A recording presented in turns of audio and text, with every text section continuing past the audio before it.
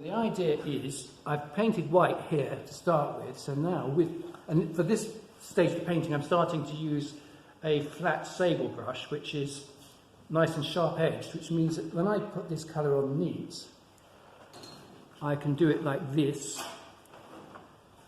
and I can get lovely crisp little edgy bits, where the petals curl outwards. So if I put another layer on now and I can exploit the white areas, this red really starts to glow. So that's, and then if I add more orange to it, it starts to get really, see, bright like that. And you can use the same brush for doing the big petals as well as all these little flowers through in the background. So it's a great way of building up more detail into this exercise. So I'm searching for my little white splodges, then I'm putting colour on top, and that red, if I put it on top of the green, it goes dark, which is okay because some of them are dark. But if you put it on top of the white, it's lovely and bright. So there's a nice bit of white there. Let's just exploit that. And so this is, I haven't shown you the Monet, the Manet and the Ken Howard, which I will in a minute, to show how they've done exactly the same thing with oil paints in those instances. I don't think anybody's heard of Monet, have they? A little-known Frenchman. Some people in the know might have heard of him. He was quite good at flower painting. One of these days he'll catch on. Too late for him, sadly, but we can enjoy it.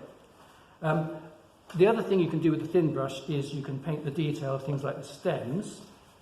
And for doing the stems, they've got this. I need some white. And also the leaves of the poppy are very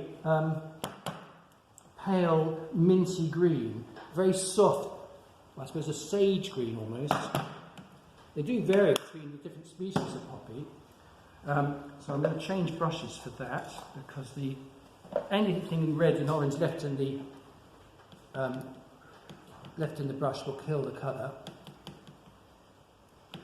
So this is to do the stems, which are lovely sort of pale green. And this brush might be too thick. I might have to go back to the other one.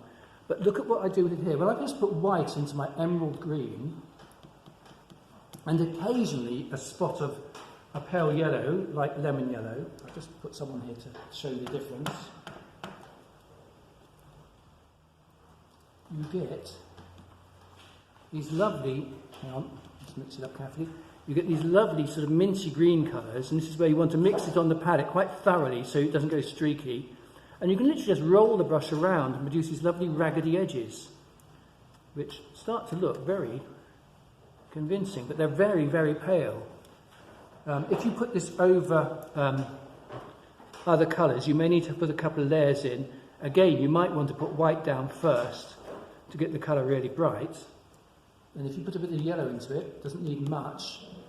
There are some little areas, just a little turn of the leaf, where they seem to go yellower. And you can exploit the yellow you've already got on the paper or the canvas. So you can add these highlights and contrasts. You can enlarge your poppies and give them more depth at this stage. Let's just clean this brush up and show you a better way of doing stems. So if you, this works for oil painters as well. I keep some of my watercolour brushes for painting with acrylics, and I do the same with oils. I have certain watercolour brushes which I use exclusively for with my oils, because you can't go back. But I'm going to use the same green, these lovely yellow leaf stems, and if you use the edge of the brush, you get lovely, sharp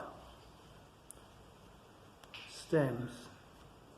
And you're just literally almost going down in lines to produce these stems, and so get yourself a real bit of detail.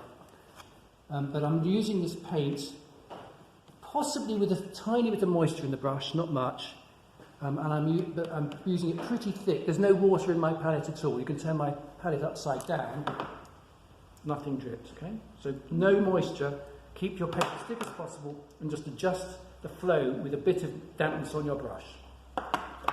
And occasionally I'll damp my brush and I'll dry the tissue before I pick up the paint as well sometimes.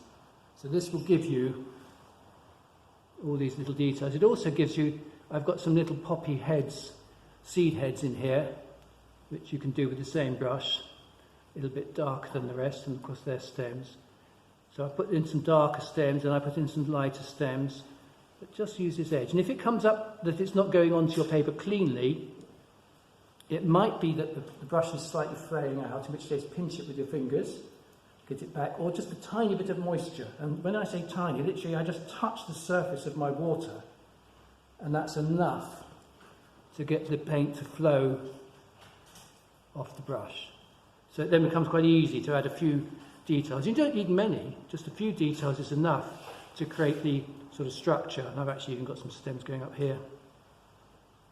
But when you're putting these stems in, by the way, you don't paint them straight through. Watch where they're going and put them, sort of weave them in between the leaves and the petals. So I've now just made a darker green, actually putting some of my cadmium orange into my emerald green, and then I'm going to do some darker stems down here with the same principle. Or I can put some darker bits up here too across the light. So where I've got light leaves, I can put some dark stems in and vice versa. But there you go, you can produce a lovely, if you like, free painting of a complex subject by using these quite naturalistic effects. That's the plan, is to use quite naturalistic techniques. So I think that does it.